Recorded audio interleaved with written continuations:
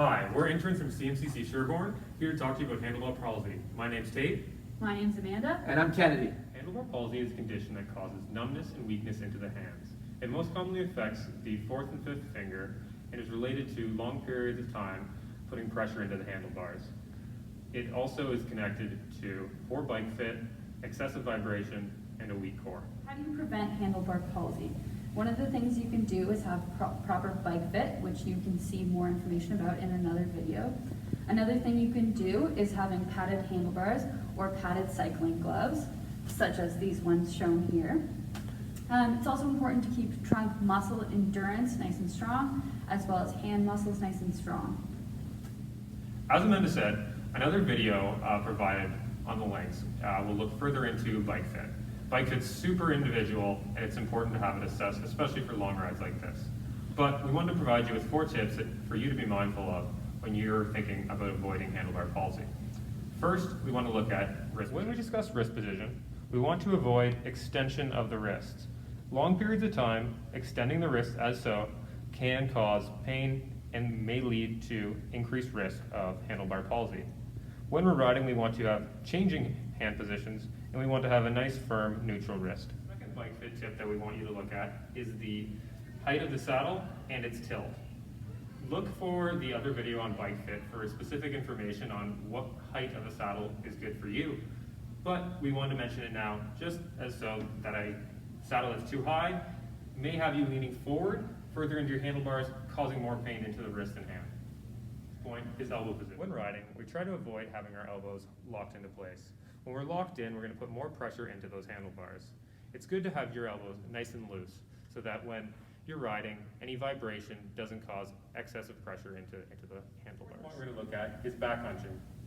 When we're hunching our back, we're going to be putting more pressure into those handlebars. We want to keep a nice neutral spine that's relaxed while we're riding. A couple warm-up exercises that you can do before a long ride. First of all, you can do some neck stretches. So here are some that you can do. All the way down, all the way up, to one side, to the other side, turning all the way, and the other side. Exercise you can do, it's called chin tucks. So what we want to do is we want to bring our chin directly backwards, so just like this.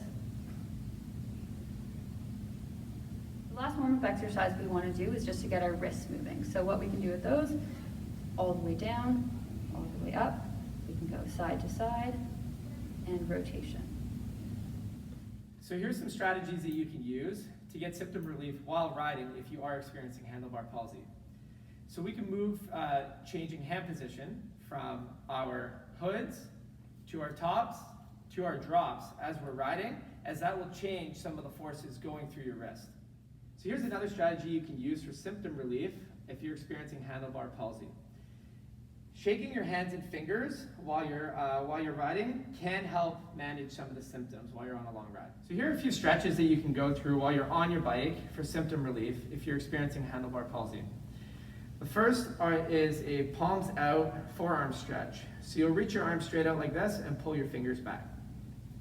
The next one will be opening your fingers and pulling your fingers back themselves individually.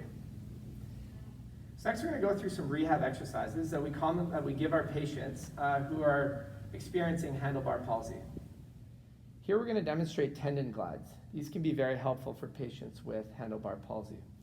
So first step, we'll start with your hand completely straight. Step 2, we're going to curl your fingers. Step 3, we'll curl your fingers further. Step 4, we'll make a tabletop position. And step 5, we'll bring your fingers tucked down towards your wrist. Our next rehab exercise is hand, arm, and neck glides. So we'll start out with your arm extended and your hand facing outward, fingers down. Next, we'll move your head side to side, away and back to glide the nerves. It's important to keep your shoulder depressed as you go through this position. Another exercise that we can go through is called a sidelying thoracic or mid-back rotation. Start off lying on your side with your knees bent to 90 degrees and your bottom arm straight out. To perform this exercise, we'll slowly rotate and bring your top arm all the way down to the other side without letting your hips lift.